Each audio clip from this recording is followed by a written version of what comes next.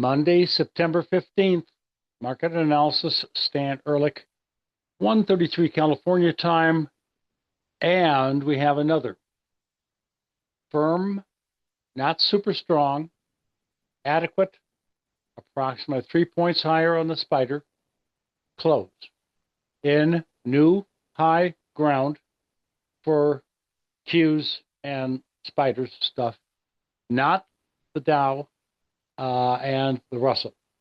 So let's look at it closely here. We're overbought twice now, Friday and today.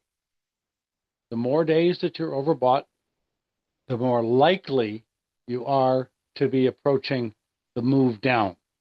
Sometimes it's a small move down, but sometimes it's intermediate to large.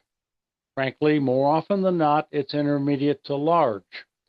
Since I'm looking for an October low coming up in 2 to 6 weeks in the month of October, I'm expecting a fairly sizable, at least intermediate to large break.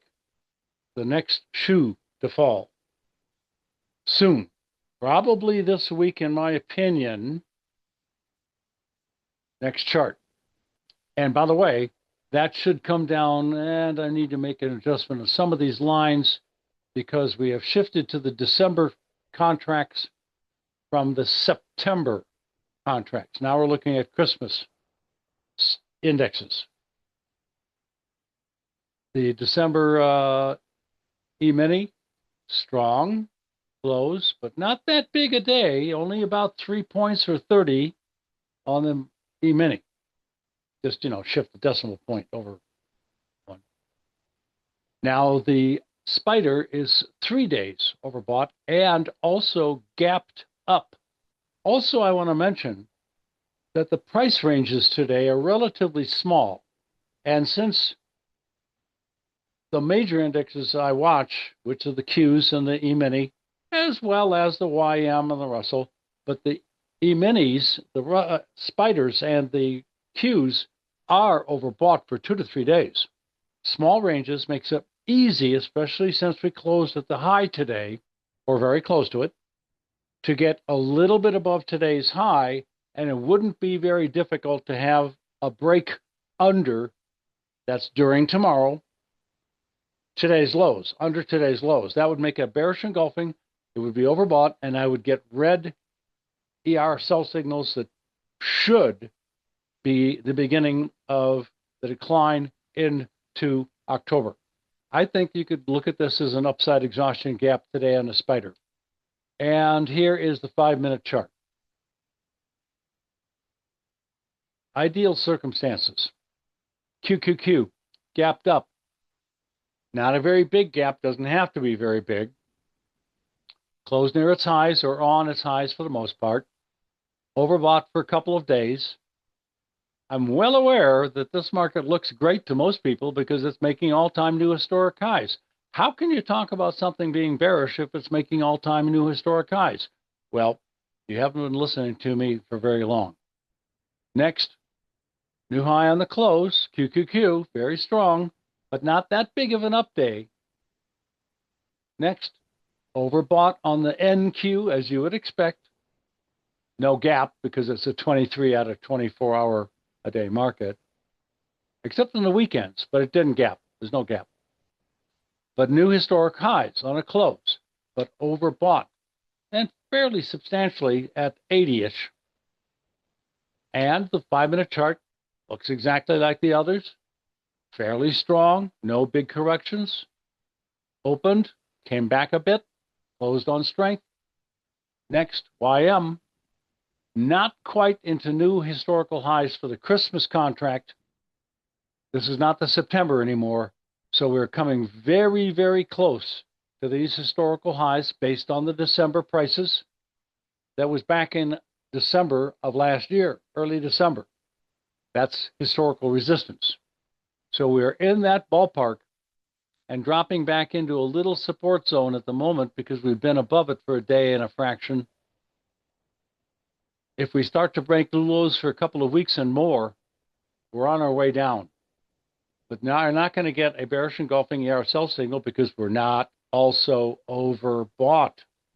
You have to be overbought, and that's a custom RSI, by the way, and have the bearish engulfing. Yeah, plus a few other things, but whatever.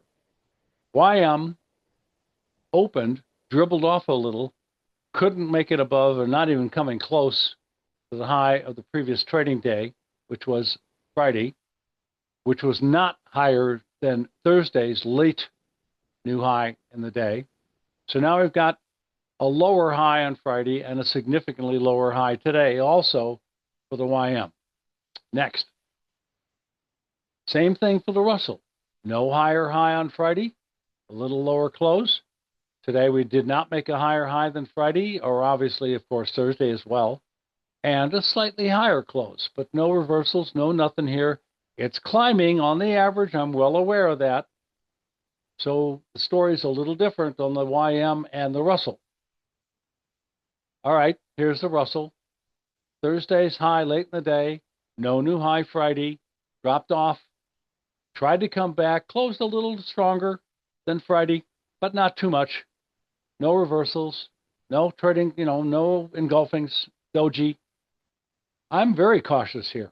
I'm thinking you got to be on your toes for some sort of a break. And it may be big and fast. Bonds.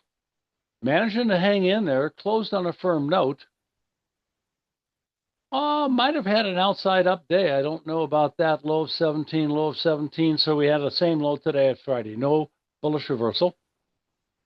But we have been overbought, and a bearish reversal engulfing is going to be turning red, especially if we do it the next few days. 10-year notes. A little low, a little lower low. No higher high. A little stronger close, but we're on the top of the market Thursday, overbought. So, and we had a bearish engulfing that didn't work, but these are almost, these are sometimes not necessarily the lowest low for the move down or the rally up, but this buy signal was a little premature. This sell signal so far, we don't know really. I need to close below today's low, and substantially so, in order to be a little bit more convinced that we're going to see more weakness.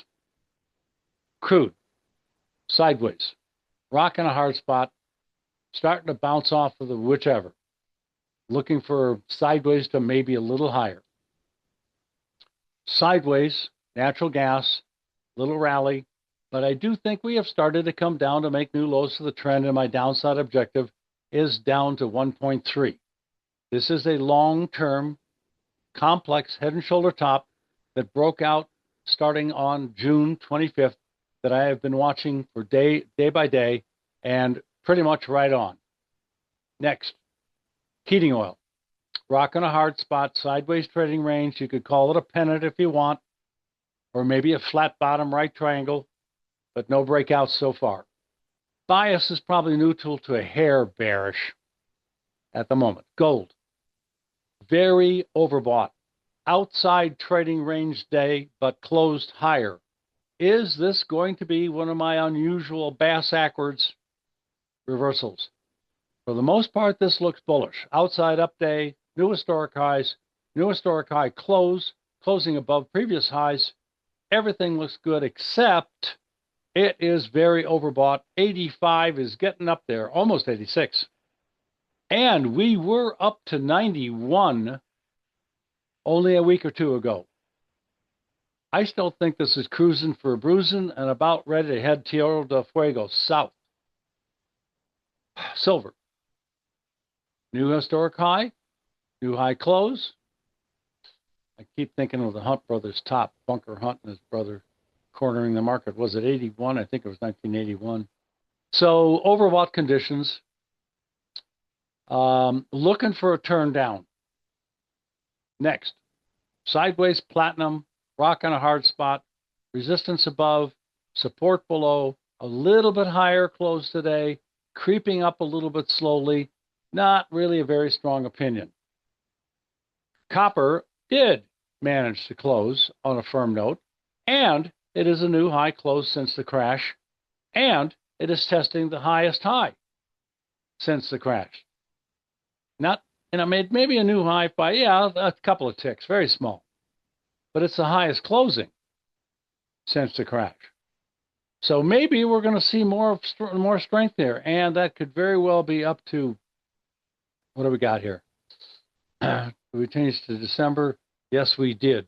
So these lines need to be raised that much, and that much, and this much.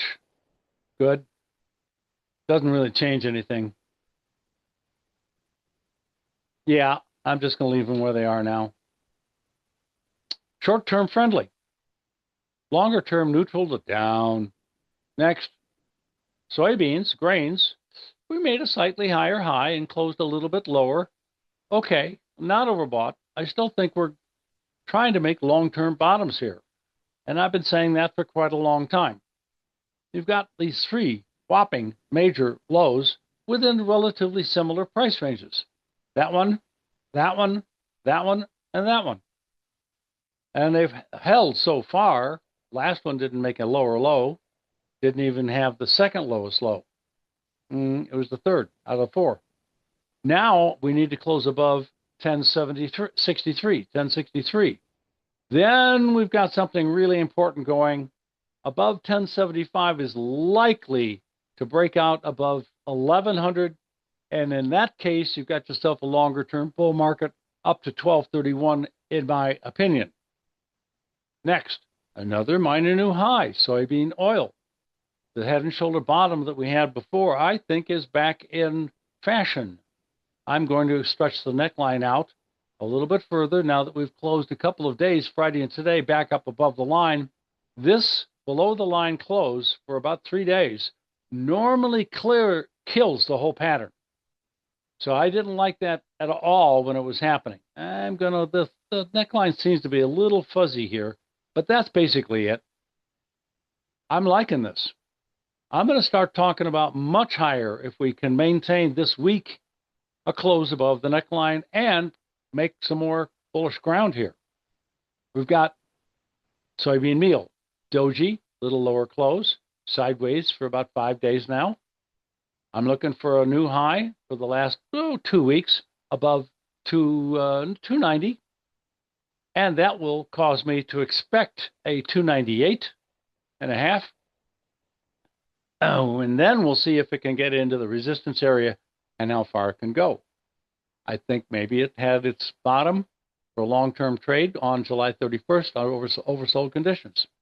I got to start making higher highs. The higher lows are looking good so far. We made on Friday a higher high and just pulled back a little today in corn. So I still like it to come up to close a gap. And that would be a rally up to about 440.25.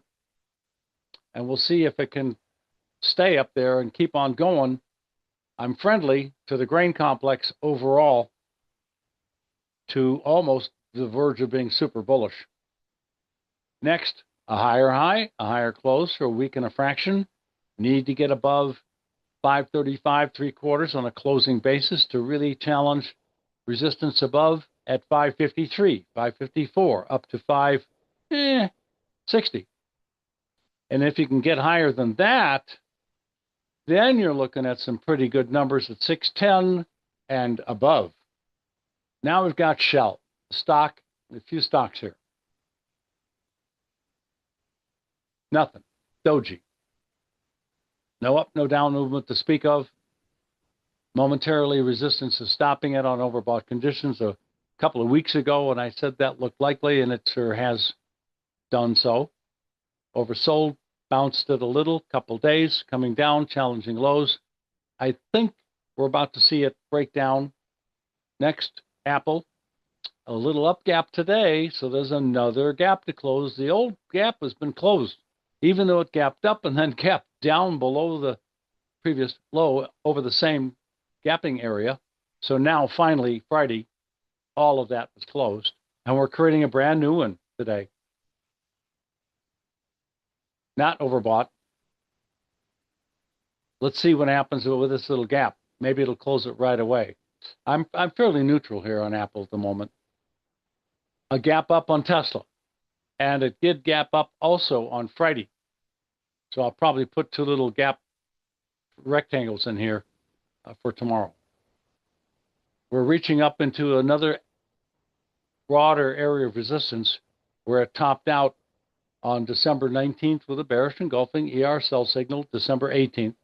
Smack dab on the top of the market. We love those. Skeptical. Don't like the overbought condition. Don't like it gapping up. It looks like exhausting strength. NVIDIA came down, closed its gap a little bit. Still got to come down lower. Last signal green worked out very nicely for about a day and a half. I'm neutral to slightly bearish at the moment, just to come down, close the gap. MES, we're back to the beginning. You guys have a great day and profitable trading to you.